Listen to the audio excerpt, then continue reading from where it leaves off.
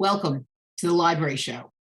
This is our last show of the calendar year, and invariably when it's December, we tend to think of end of the year things. One of those end of the year things we often think of is making gifts to charities.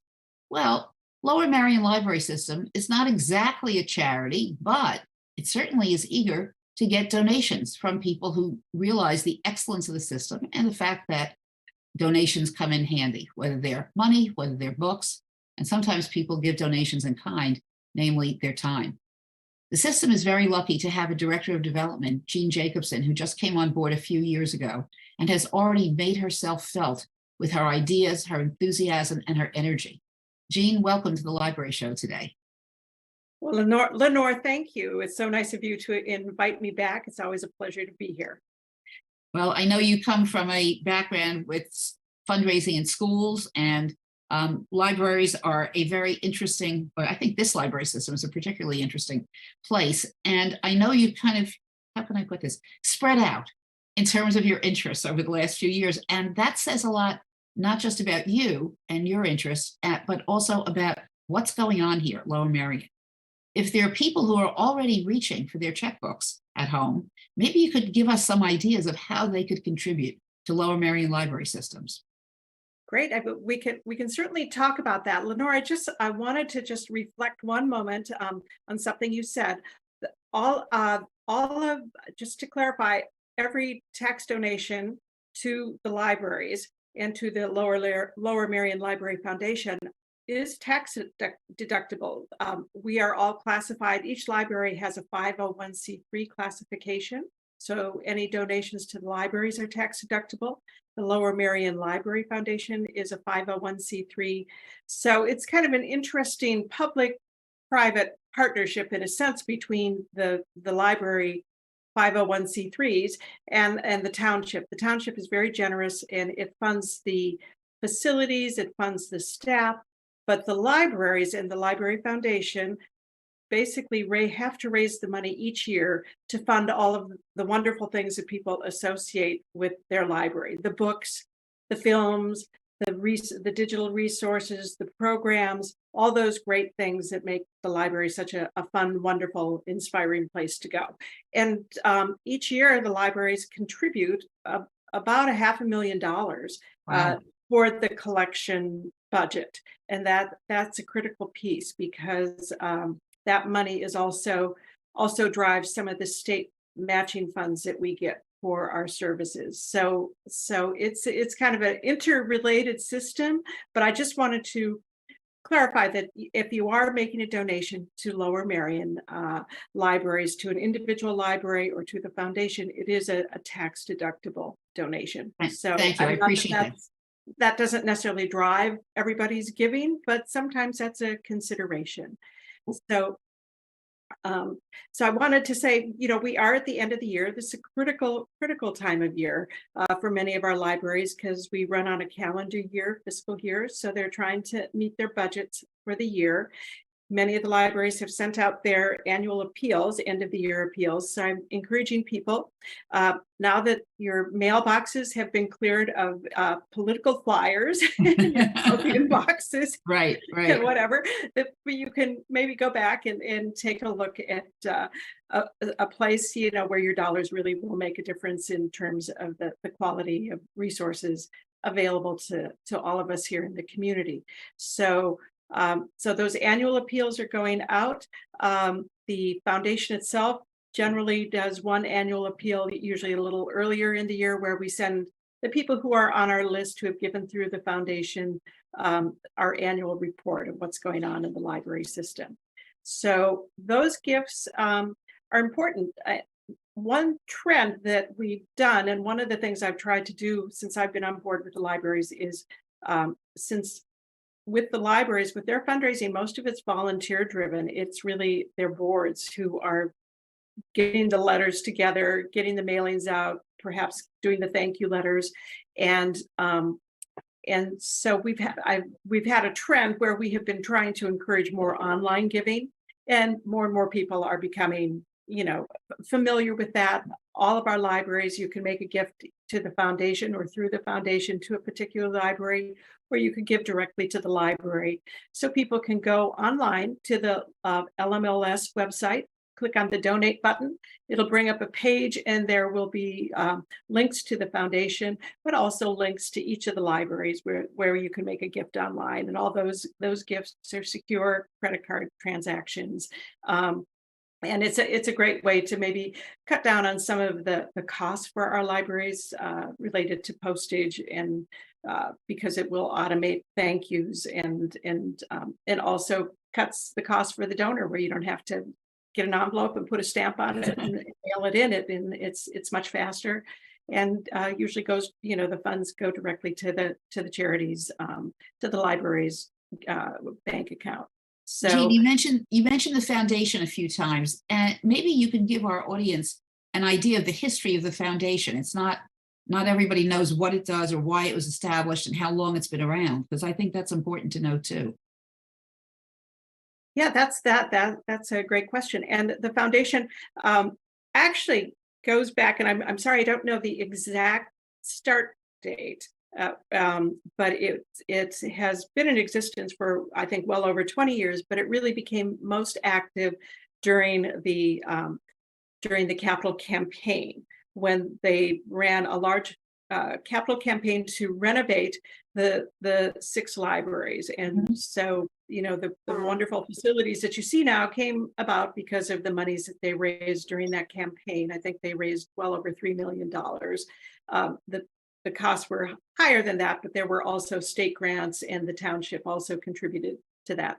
And then the foundation has been kind of slowly ticking along. And since I came on board, we've been trying to relook at what the foundation could do, where our strengths are, what we can do. So we do raise money, and our monies typically go to fund those things that are system-wide projects. So for example, this year, money that came into the Lower Merion Library Foundation helped fund the summer reading program. It's helping we're launching 1,000 Books Before Kindergarten program, which is a book to encourage reading between parents and babies and toddlers, and get that early reading in before they actually get to kindergarten. And we also, the foundation also helped provide some matching support for a grant we have from the Pennsylvania Humanities Council to do some collections related to our program at home around the world, which did a number of programs at each of the libraries on different multicultural, global, ethnic, different things. So we've seen some great programs on Native American, African American, different heritage months that go on, and it's been very, very exciting. So, but we've also been able to buy some additional books related to those themes for the libraries. So those were 3 big projects for the foundation this year. The foundation is they're kind of regrouping, trying to see what their next big project might be. And I think perhaps next year we might have more to talk about in regard to that. That would be interesting. At one point, the foundation was the only charitable arm of the library system. And then around the time of the capital campaign, when each library had to do its own fundraising, that was one of the requirements from the Board of Commissioners, because I was involved at that time. And the Board of Commissioners said to the libraries, well, there are 6 of you, and each of you wants money. So you, the board of each library, you need to raise money. And at that point, each library became its own charitable entity. And that gave the libraries a little bit more independence, in essence, while the foundation kept chugging along doing its 6 library work. And I think, frankly, with your stewardship, I think the foundation has become a lot more active. And I have to say kudos to you for the work that you've done. Well, I think for for any organization, it's hard because the foundation is basically a volunteer organization, and the board members, and they are very dedicated and very good, but it's, they don't necessarily have time to do all of the nuts and bolts of the work that's involved.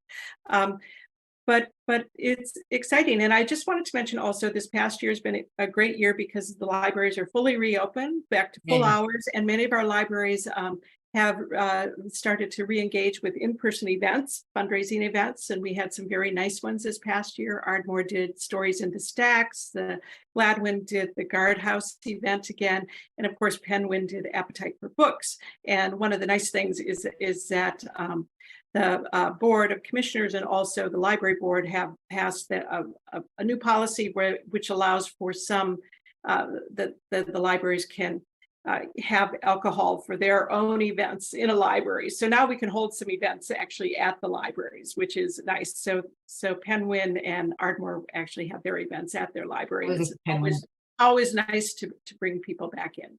Oh, it is. I was at the Recipe for Books at Penwyn, and that was great fun. That was a wonderful evening, and really just a lot of enthusiasm from the board members who had taken their time to put it together and really make it a special event. And I think the people in the community, many of whom, it seemed to me, because I drove over, were walking to the library. And I like that. I like the idea that it really is a community library and people walk there. It's in their neighborhood. It's part of what they do and what they see on a regular basis. So I think it's true of almost all of our libraries. Lenore, I have to agree. And I think that's one of the lovely things about Lower Merion is each of our libraries is still very much grounded in their neighborhood. And that's how they started through neighborhood involvement. And that's how it's continued. So we're just very grateful for everybody out there who recognizes this and continues to support their libraries and has become a part of it, whether it's in your donations at any size are really valued and lovely, and we appreciate that. I'm going to take one moment to put in a plug to the Lower Merion Library System Board, because whenever I go online, I see that they're looking for a new at-large member. So my point is, you can write out a check. You can write out a check or Visa or whatever to the library system, but you can also get active. Thank you, Jean, for everything you do. It's much appreciated. Well, thank you, Lenore. Thank you for being such a great ambassador for the Lower Merion Libraries. Truly my pleasure. Stay tuned. We'll be right back with more of The Library Show.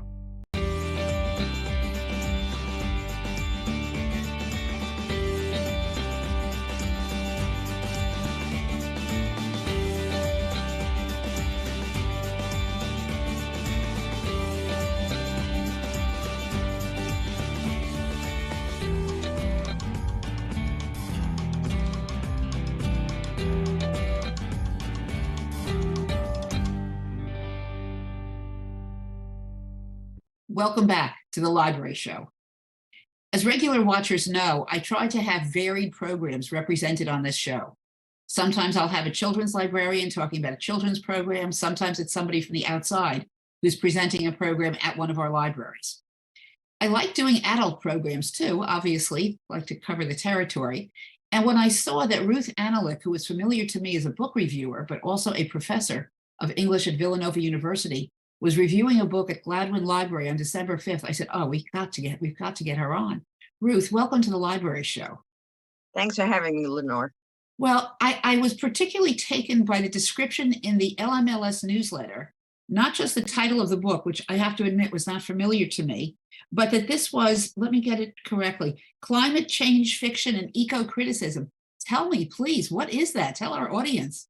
Well, Lenore, this genre is new enough that it actually has a lot of different names for it. I think the most common is climate literature. Personally, most of the literature I've encountered, I think is better described as climate apocalypse literature, because so much of the literature now is about the end of the world through flood or fire or both.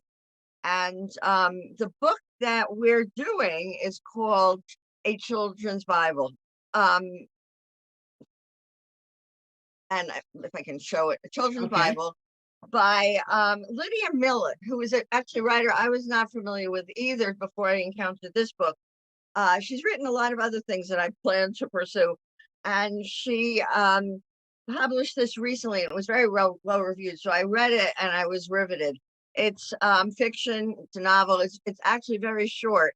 But it is an epic that follows a bunch of children, young people, adolescents, as they weather the climate apocalypse of a flood, while their parents are just brutally impervious to everything that's going on.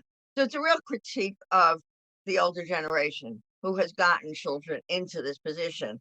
But it's very readable and very beautiful book, and also draws largely, as the title indicates, from the Bible, so that it truly is an epic book in very few pages. Well, you're talking to an English major from way back when, and when you Ah, say an epic, it reminds me of Gilgamesh. And when you think about epic poetry, Gilgamesh, we're talking about the Middle Ages, and then you're talking about today the idea of an apocalyptic book that's going to talk about the absolutely. end of the world. It's such an interesting trajectory. And both have a flood. So Yes. that's why one of the reasons the Bible is such a fruitful source is there's a model of the Bible having been destroyed by flood in the story of Noah. And the Yeah. book explicitly draws on that, as well as pretty much the whole Bible, Hebrew Bible, Christian Bible. It's a really incredible book. So could I put a plug in for the Gladwyne Library discussion group if somebody's Absolutely, you interested? can. Because we're a fairly open group. And if this book sounds interesting to you, or if the topic sounds interesting to you, we're really exploring this topic all year. And we've already done a Barbara King solving book, flight patterns, flight behavior. We already did Octavia Butler's Parable of the Sower, which apparently is back on the bestseller list after being published in 1993, just because it's sadly so timely in terms of the climate and the apocalypse. So, but for the spring, for December 5th is the Children's Bible at Gladwyne Library. And to register, call the library, tell them you want to come. People provide their own books, so you really just don't have to do anything but let the library know you're coming. And then if you register, we also can provide you a Zoom link. Right now, we're doing hybrid because of the clear reasons. We're hoping to move beyond hybrid, so we encourage people to come in person. But if you cannot do that, then please think about zooming in. And in the spring, we're going to be doing just 2 books over 3 sessions, because we're starting with Richard Powers' The Overstory, which Oh, again is a marvelous book by a wonderful writer, also about the environment. And we're ending, so the first 2 sessions in the spring will be the Richard Powers book, and then we're ending with a shorter book called Weather by Jenny Ophel. So if this topic interests you, that's great. Every year we do a different topic. So we've done mm, other serious topics like slavery, war from the home front. During COVID, we tended towards more whimsy, so we had a series of English girls in the countryside.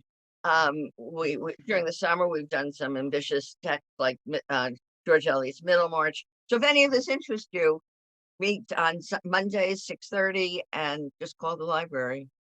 wow, that sounds terrific. I guess in a sense, what the community gets is the value added of having you as an English professor. So you have a great imagination as far as what can be done as a topic for the year. And then you have what, 6 to 8 books every year? We do Roughly? 6. We do 3 in the fall and then 3 in the spring. We try to keep it manageable. That's part of what we think of even when we choose books that or when we schedule books to make it manageable. Is there, let's see, how can I put this? Is there the people who come who are part of the book group? Is it people who are retired? Is it active teachers? Is it students? I just because It's sometimes really people want a sense of who else will be there for them to show up. it's mainly community members. So Okay. it's a fairly as much as the community itself is diverse, it's a fairly diverse group of people. It reflects the community. And the dynamic is great. The group has been meeting, I don't even know how long. I've been there for about 10 years, and it was already in place when I joined. It's a wonderful group in that we really we're friends of each other. We laugh together, but we keep focused on the book. So it's not one of those where we devolve to talking about our family. And we just have the group is great. So we have wonderful conversations. So it's more of a discussion rather than me reviewing the book. It's more of a free flowing discussion that I try to manage and to lead. But it's a wonderful group. But you don't have to participate. If you want to come Okay. and listen, that's okay too. I'm going to ask you because it starts at 6:30 at night, how long does it run? Because sometimes people like to know what time they're going to get home. An hour and a half, and this is new. This is a new change. We used to start at 7:30, but with the days ending, so the dark getting so dark, and maybe someday cold, we have decided to try 6:30. but I'm very, very aware of the time, and we end 90 minutes afterwards, and the 90 minutes do flow. And we often have refreshments, either during or after, but we're hoping it will be an earlier night if that's an issue. Okay, and you come up with the topic for the year. Do you pick the books, or do the participants in the group pick the books? So the way I do it is I and the librarian, and previously Carolyn Conti and now Alice Marie Collins, talk together, meet together, think about first themes, and then we identify books that fit into those themes. We run it by the group. So the group has some input, but not a ton, and nobody seems to mind. So Okay. the process works in that we generally have very good books. So and we're part of why people have to provide their own, because we found the pre-existing lists are limited. And by getting rid of that limitation, we've opened it up to the best books we can find. When you meet with the head librarian, does she order several of those books to be in the library to be part of the circulating group, or do people have to go out and actually buy the book? I don't know the exact answer to that. I suspect that the books we get are in the library system. So we don't really delve into very obscure books. So I suspect they're in the library system. But typically people buy their own books. We do have, actually, I should mention this, we have an arrangement with the Narberth Bookshop so that our members can get the books for our series at a discount. So it's that too. We've only been doing that for a couple of years, but that's been working too. And our selections have been superior as a consequence. Oh, that's terrific. I know that Ellen Trachtenberg, who owns the Narberth Bookshop, really works with the community in a lot of different ways, and has had authors and has had other events. So that's great to know. You know what? I would also like to give credit to the Gladwyne Library League that has been sponsoring this for, again, it's eternity as far as I know. How many people are in the group? I know it fluctuates, but generally. Yeah, like 20 would be a really good night. 25 would be great. We typically sit around the seminar table, so we really can engage in conversation. And but we're open, so we've never had too many. We've never had to turn anybody away. And the group fluctuates a little. COVID, of course, did its damage, but we are reemerging, but we've never had to. We will never turn anybody away because of numbers. That's terrific. But that's why it would help to call for it. This sounds like a very special part of the Gladwyne Library program for the year. I'm very impressed that Alice Marie is doing this and working with you. Thank you, Ruth. I appreciate your being on. This was just to remind you, Monday, December 5th at 6:30 at Gladwyne Library. It's free, I assume? Yes. Okay, it's free, but you do need to register in advance. So please call the library, register in advance, and enjoy exercising your brain. Thanks, Ruth, for being on again. And to you all, a happy new year. Take care. See you next year.